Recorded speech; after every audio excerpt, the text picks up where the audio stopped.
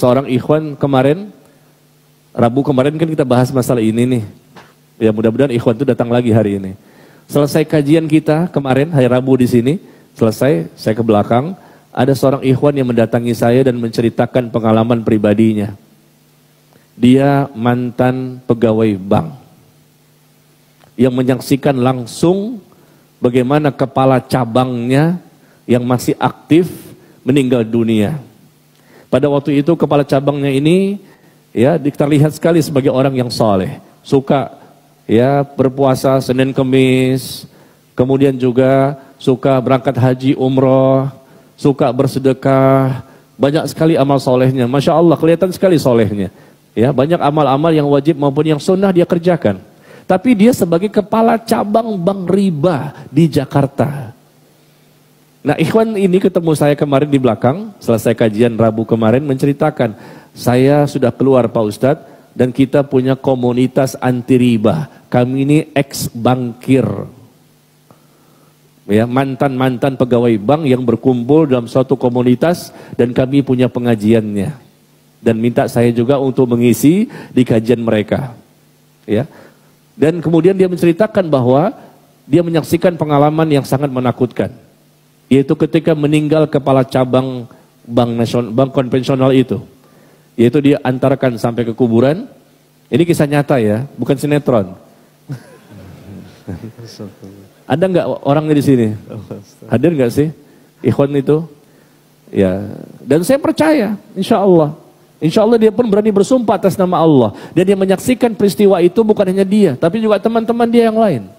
Barangkali antum sudah pernah membaca ya, di sosial media tersebar berita seperti ini. Ini kejadian setahun yang lalu dia simpan, dia tidak diucapkan, takutnya riba. Saya katakan jangan, ceritakan ke orang lain, tapi jangan sebutkan siapa namanya.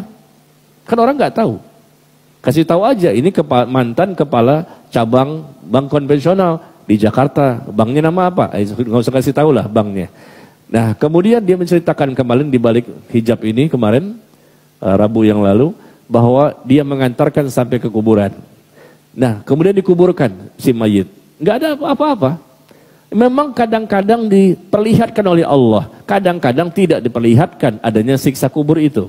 Ini salah satu yang diperhatikan, yang dilihatkan oleh Allah kepada para hambanya. Ternyata setelah dikuburkan, datanglah rombongan keluarga mayit yang lain.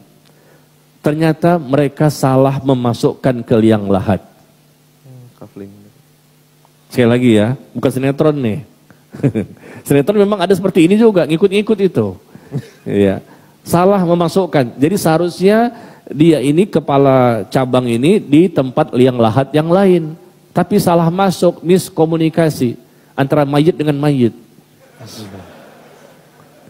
Ya. Miskomunikasi antara mayit dengan mayit, maksudnya keluarga gitu loh, keluarga mayit.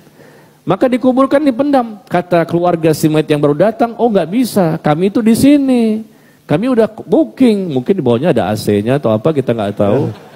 Kami sudah booking di sini, maka kami nggak terima, silakan di sana. Oh nggak bisa, kami mintanya di sini, karena kami sudah bicara kok. Mungkin ada yang lupa dan lain-lain. Akhirnya terpaksa dibongkar kembali. Ingat, waktunya tidak lama. Setelah ditimbun, mereka mau pulang, datang rombongan kedua. Kata ikhwan ini yang menceritakan kemarin di belakang. Datang rombongan kedua, maka dibongkar lagi. Dibongkar lagi kuburan tersebut. Ini siapa ini? Kuburan siapa? Mantan ya kepala cabang bank konvensional di Jakarta. Digali lagi kuburannya dan ternyata ada sesuatu yang membuat mereka semuanya kaget. Kain kafan sudah hangus. Jasadnya pun sudah hangus dan papan-papan itu yang menutup itu hangus semuanya dalam waktu yang sangat singkat. Dan ini nggak selalu ditunjukkan oleh Allah, terkadang saja, terkadang ditunjukkan pada tempat tertentu, orang tertentu, supaya manusia yakin bahwa ada siksa kubur. Itu ibunya si mayit yang menyaksikan proses seperti itu, langsung pingsan. Ibunya pun ada juga di situ. Dan bapak ini yang menceritakan kemarin kepada saya juga menceritakan teman-temannya juga menyaksikan. Ketika dicoba digali kembali, mau dipindahkan mayit ke tempat yang lain karena salah liang lahat. Liang lahatnya keliru. Ternyata begitu kondisi seperti ini, mereka ketakutan. Karena udah hangus jasadnya, hangus kain kafannya, hangus papan-papan kayu yang menutup jasad si mayit tersebut. Na'udzubillah min dzalik. Kalau sudah melihat langsung seperti itu, apa kita baru yakin? Sebetulnya tanpa itu pun kita yakin ini dosa besar, dosa riba, bekerja di riba, makan harta riba. Dirham riban ya'kulu rajul wa huwa ya'lam asyaddu min 36 zinyah. Bahkan Nabi mengatakan 1 dirham riba, berapa 1 dirham? 70.000 rupiah. 1 dirham itu sekitar 70.000 rupiah. Yang dimakan oleh seseorang itu harta riba, dirham riban. 1 dirham riba, 70.000 dimakan oleh seseorang harta riba itu, dan dia tahu ini harta riba, dia makan aja. Maka kata Nabi lebih besar dosanya dibandingkan 36 kali perbuatan zina. 36 kali perbuatan zina. Sekali zina itu dosa besar. Makan cuma 70.000 itu lebih besar dibandingkan 36 kali perbuatan zina. Riba itu lebih besar dibandingkan zina. Tetapi lihat orang-orang yang bekerja di sana dengan dasinya, dengan jilbabnya, pakai AC-nya, antep ya. Ada kaligrafi Yasin, ayat kursi, segala macam. Padahal itu adalah transaksi riba yang mereka lakukan ya apa? Mereka meminjamkan ke orang lain dengan uang yang mesti dibayarkan lebih besar. Nah, ini pengalaman ya. Orang yang Allah tunjukkan, hati-hati.